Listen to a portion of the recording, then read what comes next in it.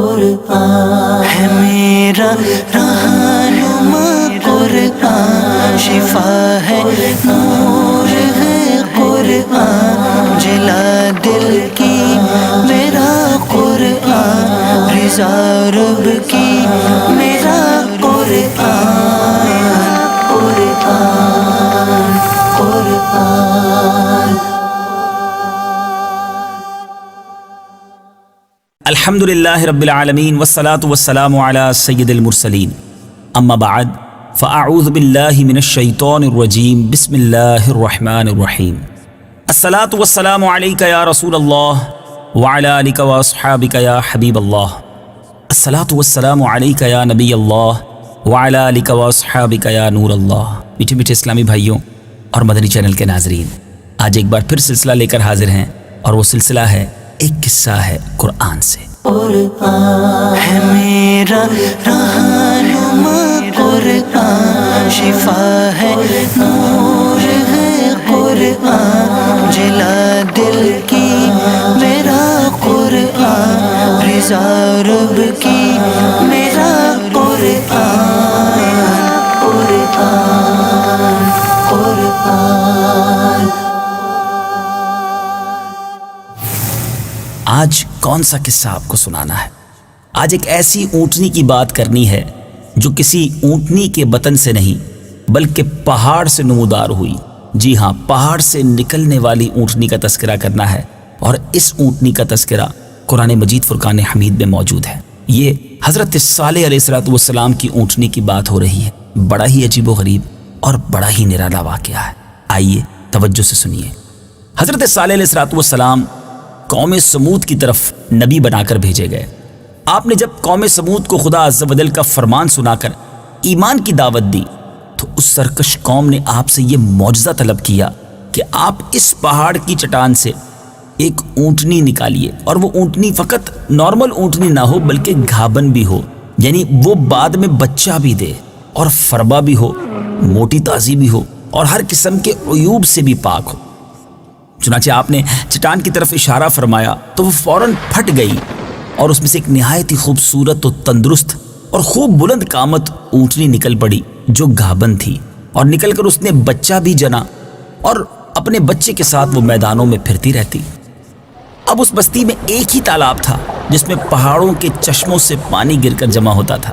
آپ نے فرمایا کہ اے لوگوں، دیکھو یہ معجزہ کی اونٹنی ہے، ایک روز تمہارے تالاب کا سارا پانی یہ پیے گی اور دوسرے روز تم لوگوں نے پینا ہے۔ قوم نے اس کو مان لیا۔ آپ نے پھر قوم سمود کے سامنے یہ تقریر فرمائی۔ جو آپ نے فرمایا وہ قرآن مجید میں کن الفاظ میں موجود ہے؟ تلاوت قرآن مجید سنیے اور آئیے اس کا ترجمہ سنیے۔ یا قوم اعبدوا اللہ ما لکم من الہ غیرہ قد جاءت بینۃ من ربکم هذه ناقة الله لكم آية فذروها تأكل في أرض الله ولا تمسوها بسوء فيأخذكم عذاب أليم۔ ترجمہ: اے میری قوم، اللہ کی عبادت کرو، اس کے سوا تمہارا کوئی معبود نہیں۔ بے شک تمہارے پاس تمہارے رب کی طرف سے روشن نشانی آ گئی، تمہارے لیے نشانی کے طور پر اللہ کی یہ اونٹنی ہے، تو تم اسے چھوڑے رکھو تاکہ اللہ کی زمین میں کھائے، اور اسے برائی کے ساتھ ہاتھ نہ لگاؤ ورنہ تمہیں دردناک عذاب پکڑ لے گا۔ اب چند دن تو قوم سمود نے اس تکلیف کو برداشت کیا۔ ایک دن ان کو پانی نہیں ملتا تھا کیونکہ اس دن تالاب کا سارا پانی جو ہے وہ اونٹنی پی جاتی تھی، اس لیے لوگوں نے طے کر لیا کہ اس اونٹنی کو قتل کر ڈالیں۔ اب ایک اس قوم کا شخص قدار بن سالف، جو سرخ رنگ کی بھوری آنکھوں والا اور پستہ قد آدمی تھا، اور ایک بدکار عورت کا بیٹا تھا، ساری قوم کے حکم سے اس اونٹنی کو قتل کرنے کے لیے تیار ہو گیا۔ حضرت صالح علیہ السلام منع ہی کرتے رہے، مگر قدار بن سالف نے پہلے تو اونٹنی کے چاروں پاؤں کو کاٹ ڈالا اور پھر اس کو ذبح کر دیا، اور انتہائی سرکشی کے ساتھ حضرت صالح علیہ السلام سے بے ادبانہ گفتگو کرنے لگا۔ چنانچہ خداوند قدوس کا ارشاد قرآن پاک میں کچھ اس طرح ہے: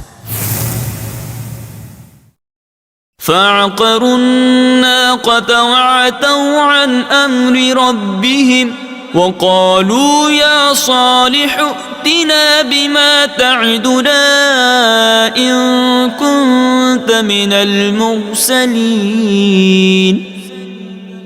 ترجمہ: پس کافروں نے اونٹنی کی ٹانگوں کی رگوں کو کاٹ دیا اور اپنے رب کے حکم سے سرکشی کی اور کہنے لگے اے صالح اگر تم رسول ہو تو ہم پر وہ عذاب لے آؤ جس کی تم ہمیں وعیدیں سناتے رہتے ہو. میٹھے میٹھے اسلامی بھائیوں، اب جب اس انداز سے اللہ تبارک و تعالیٰ کے حکم کی سرکشی کی گئی، حضرت صالح علیہ السلام کی بے ادبی کی گئی، تو اب اس قوم پر عذاب نازل ہوا. وہ عذاب کیسا تھا؟ قوم سمود کی سرکشی پر عذاب خداوندی کا جو ظہور ہوا وہ اس طرح ہوا کہ ایک زبردست چنگھاڑ یعنی خوفناک آواز آئی، پھر شدید زلزلہ آیا جس سے پوری آبادی اتھل پتھل ہو گئی اور تمام عمارتیں ٹوٹ پھوٹ کر تہس نہس ہو گئیں، اور قوم سمود کا ایک ایک آدمی گھٹنوں کے بل اوندھا ہو کر مر گیا. قرآن مجید نے کچھ اس طرح فرمایا فأخذتهم الرجفة فأصبحوا في دارهم جاثمين. ترجمہ: تو انہیں زلزلے نے پکڑ لیا تو وہ صبح کو اپنے گھروں میں اوندھے پڑے رہ گئے.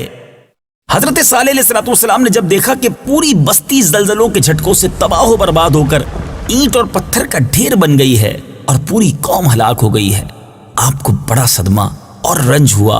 آپ کو قوم سمود اور اس کی بستی کے ویرانوں سے اس قدر نفرت ہو گئی کہ آپ نے ان لوگوں کی طرف سے منہ پھیر لیا اور اس بستی کو چھوڑ کر دوسری جگہ تشریف لے گئے اور چلتے وقت مردہ لاشوں سے یہ فرما کر روانہ ہو گئے جو آپ نے فرمایا. وہ بھی قرآن پاک میں موجود ہے، آئیے سنتے ہیں. يا قوم لقد أبلغتكم رسالة ربي ونصحت لكم ولكن لا تحبون الناصحين.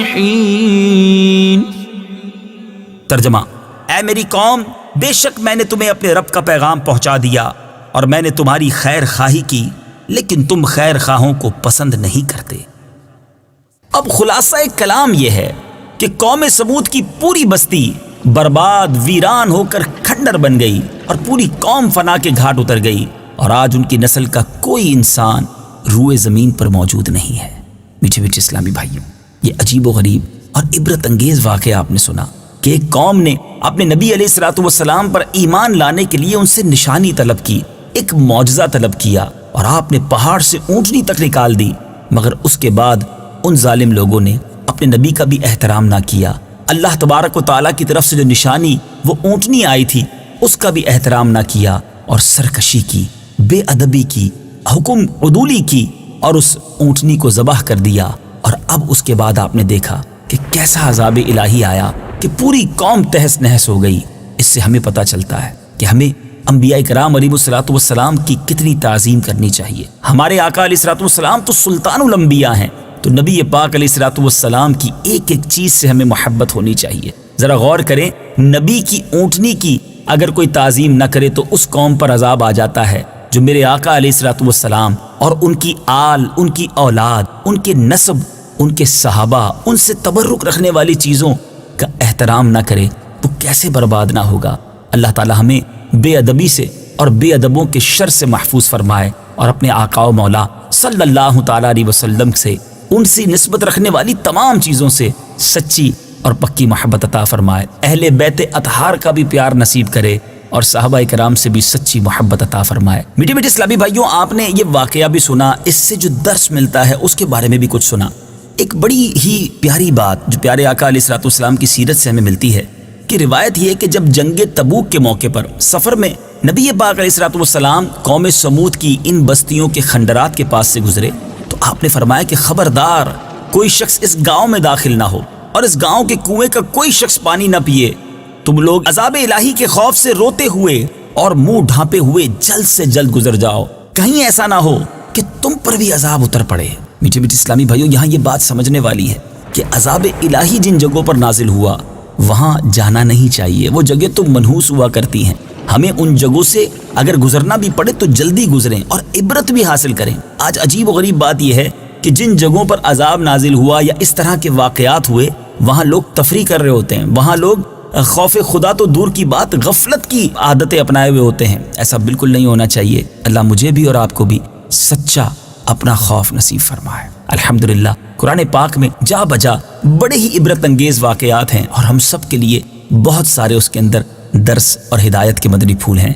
مدنی چینل بھی دیکھتے رہیے، قرآن پاک کی بھی تلاوت کرتے رہیے، ترجمہ اور وہ بھی ترجمہ کنز الایمان پڑھیں تو کیا بات ہے، اور تفسیر قرآن سبحان اللہ۔ مکتبۃ المدینہ نے ہمیں صراط الجنان کا تحفہ عطا کیا ہے، یہ بہت خوبصورت تفسیر قرآن ہے، اس کو پڑھتے رہیے تو انشاءاللہ بہت پیارے پیارے مدنی پھول سیکھتے بھی رہیں گے، فیضان قرآن بھی لوٹتے رہیں گے۔ اگلے سلسلے میں ایک اور بڑا ہی پیارا موضوع لے کر آپ کے لیے حاضر ہوں گے۔ صلو علی الحبیب صلی اللہ تعالی علی محمد صلی اللہ علیہ وسلم۔ قرآن ہے میرا رہنما، قرآن شفا ہے، نور ہے قرآن، جلا دل کی میرا قرآن، رضا رب کی میرا قرآن، قرآن قرآن